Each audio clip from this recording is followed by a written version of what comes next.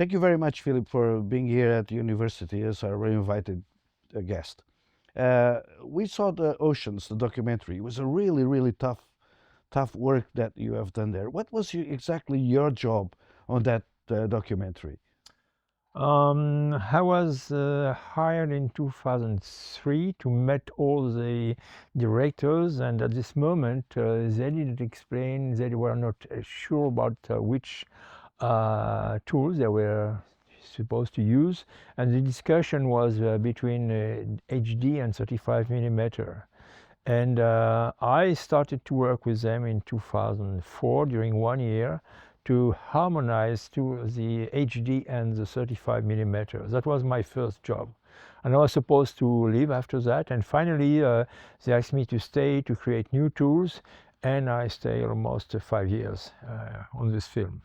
So the production took in yours 5 or 6 years. In fact, the documentation, the scientists start in 2001, and the production start in 2004 for the pre-production, and they shoot between 2005 and 2008, 2009. And there was 1 year of post-production. So it was a long adventure, and I followed all the process. And didn't you get seasick with so much too many waves and I was ill normally on sea, but I used some homeopathy color and it worked. And because I was so busy, I didn't think about being ill. I have no time. but it's amazing the shots that was done at the time because there were no gimbals and all that technology. And what technology was used to have such stabilized shots? On the sea, they use a specific one. It has been designed. It was called Thetis because they realized that they cannot use a regular standard one due to many parameters. First of all, the humidity. A normal stabilizer on a Zodiac or a little boat wouldn't have support all these problems, wind, sea, and humidity. So they decided to design a specific one. They spent almost 9 months to work on it. They worked with an engineer who was a specialist of missile, and they found a system to stabilize the three parameters, which were the wind, the wave, and the stream. And certain times it's three different directions. And so this system was very specific because you can control on sea and adjust the different parameters, because when you have so different directions of strength or forces, you are facing a lot of let's say different energies, and you have to deal with that. So the engineer was, during the shoot, was changing the parameters because he looked at the different information on winds, on stream and waves, and it was very useful things because we were able to shoot at 100 millimeter at this time with big waves of 2-3 meters without any vibrations. Yeah, how many divers did you have there? Because how many camera drivers? Because there were so many shots underwater. In fact, there was working with the people working topside, there was almost 6 or 8 teams. I was in charge of all the underwater cinematographers, and I teach them how to deal with the HD because it was the beginning of the digital era, so they were not accustomed to do that. It was a team of 400 persons. So, but the camera team, we had almost 23 cinematographers and 8 cinematographers underwater. But we have also to include the still photographer who are underwater because they also play the role of safety men during the shooting, the underwater shooting. So was it difficult to shoot the sharks, or it was just a? We have 2 specialists of sharks. François Sarano was a man who was a study sharks by years. This is a man who was swimming with a shark in the film. And also Didier Noirot and And René Jose, I've been shooting a lot with sharks because sharks, white sharks are not so dangerous. Tiger sharks are very dangerous because they can come behind you, which is a huge problem. You don't see them arriving. Mhm. And did you have any problem when diving really deep into the sea with the cameras at the time? Were you using HD only 1920 lines, or was it really HD or higher 2K at the time? It was HD 900. It was a camera with 144 Yeah, pixels with when a 128. Panasonic, no, No, it was Sony 900 camera. Sony 900. Yeah, and also we use other camera, the N950, which was a 10-bit better quality in terms of color reproduction. But most of the shooting has been made with this. We use the F-23 for certain shots in the little tanks, but most of the shooting has been made with the 900 underwater. We use 35mm high-speed cameras because at this time there was no high-speed with HD cameras. And did you have any problem? How deep do you remember how deep did Yeah, you go? yeah. We never went over 50 meters. First of all, because we didn't want to use specific lighting, which would have been.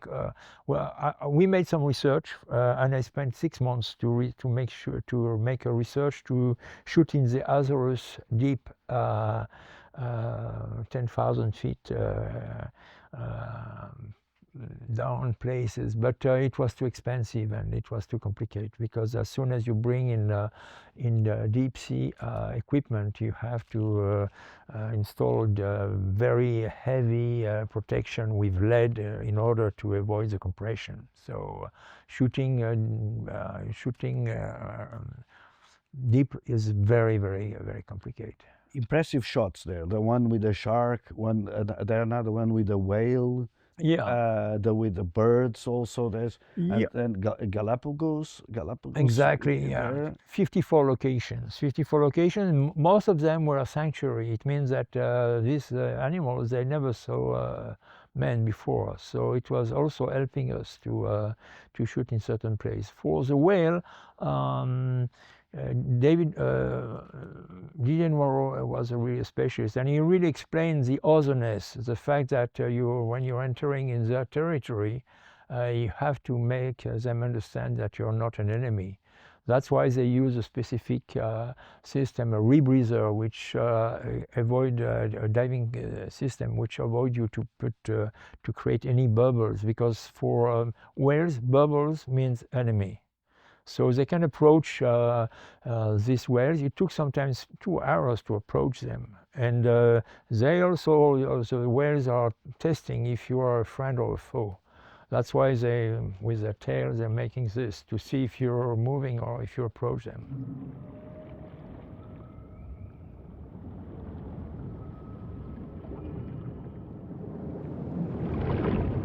Comme une réconciliation. Un rêve d'harmonie est possible.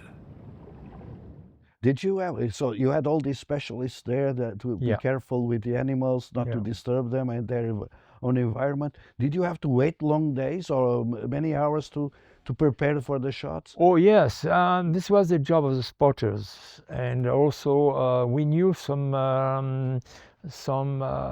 moment for the Sardine Run, for example, which is the biggest restaurant in the world because it's a huge amount of sardines near South Africa.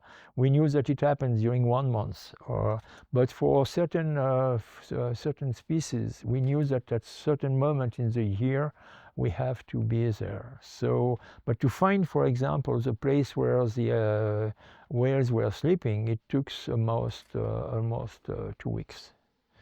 But for example, whales have been shot on certain sequences. You see, you have the feeling this is the same whales, and in fact, it has been shot in 5 different oceans, in 4 different oceans. So you went all around the world to shoot? I was supervising, and I was also shooting all the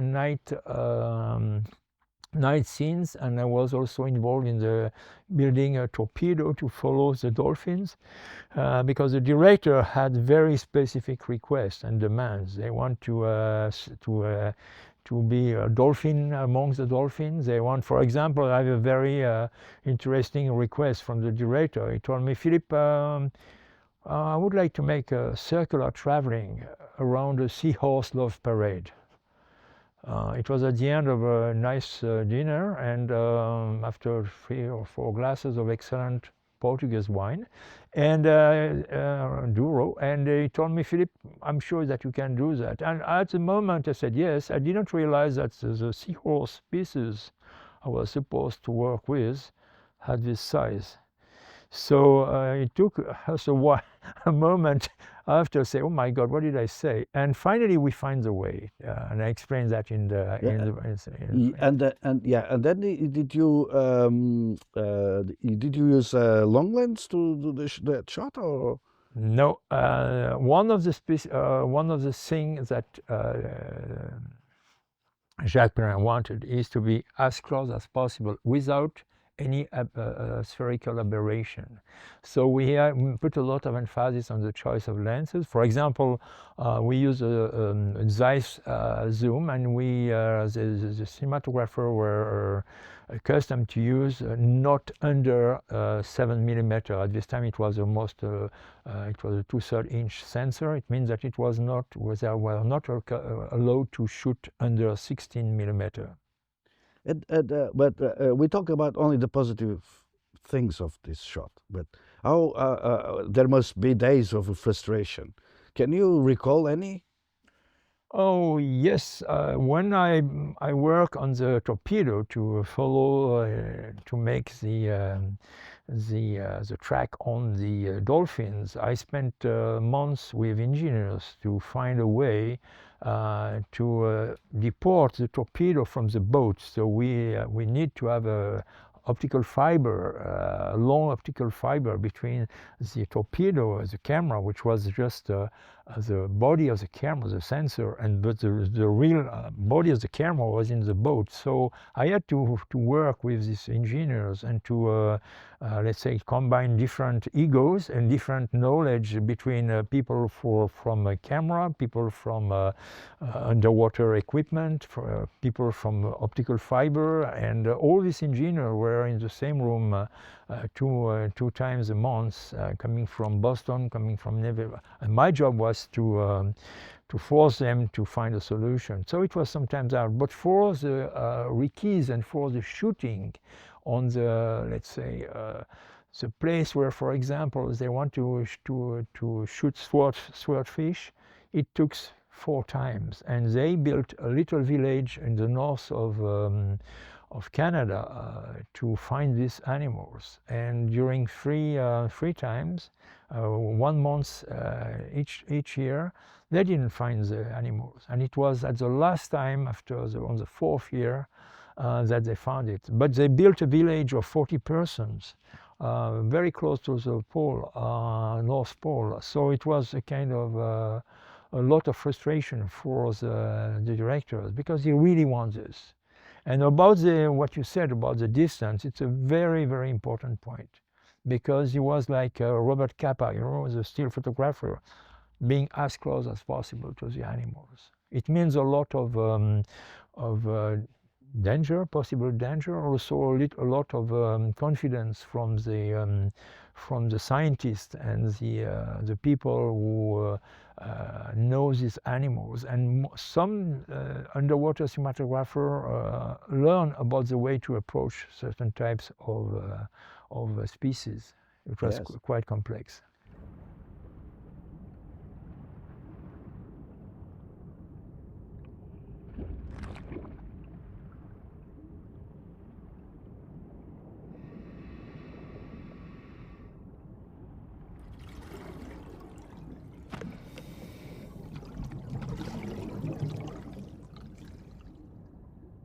Philippe, after this experience, did you have a different? Do you have a different perception of wildlife and nature? Well, yes, in a way, because when I arrived on this shooting, the first thing that the director asked me, "Are you a wildlife cinematographer?" And I said yes. And he said, what kind of species? I said, rock and roll star, jazz singers, opera singers, and because this is really wildlife, and of course a music producer. So he laughed, but in fact I had no experience of wildlife before that. After, yes, my point of view was really, let's say, influenced by the director's view on the otherness. On the fact that there is really a territory of these animals, and when you enter in this place, it's something that you have to think twice before, because not about danger, about the fact that they have their own territory and their way to think and to the scene that we saw on the, because I was supposed to check all the footage, and I saw all the 500 hours of footage, and I realized how important was about this knowledge of this otherness and this nature. So it was very amazing. My view of nature has changed, of course, after that. So you like better animals than humans, because you were before a rock star camera operator and doing music videos, and then you jumped to Yeah. After I spent 1.5 years on helicopter, so supervising shooting in helicopter. Yeah. So it was another story, but Yeah, well, only one last question is about the way we meet. We meet through associations, and because you're part of AFC, there is the Imago Federation of Cinematographers. That so we meet each other, and then we share this knowledge with each other. How important is what message could you say to the students about these activities? I think before making this movie, I didn't realize the importance of the cinematographers community and filmmakers community. And uh, after this film, I've been asked to be a AFC member of the French Association, and also I've been asked when we met in this famous Oslo Digital Cinema Conference to become a member of the Imago Technical Committee. I didn't realize at this moment how important it was, but now, because after 15 years, I really understand the importance of this way to share knowledge, also to share the feeling of being part of a great adventure, making image, and being close to the filmmakers, to the directors, and all this knowledge, all this way to share this emotion, this fantastic community is for me one of the best part of my life. After Oceans, I become very deeply involved in a technical committee where I met Dave, where I met many cinematographers, where I met you, and it changed my way to see this, let's say, this involvement of being a cinematographer. I have also to quote Camera Image, because or Manaki Film Festival, because these two places are really designed for image lovers. And when you like the image, you need to like the community. If not, there is no sense. Well, thank you very much. It was a Thank you very much for this invitation. I'm very proud to be there. Thank you. Thank you.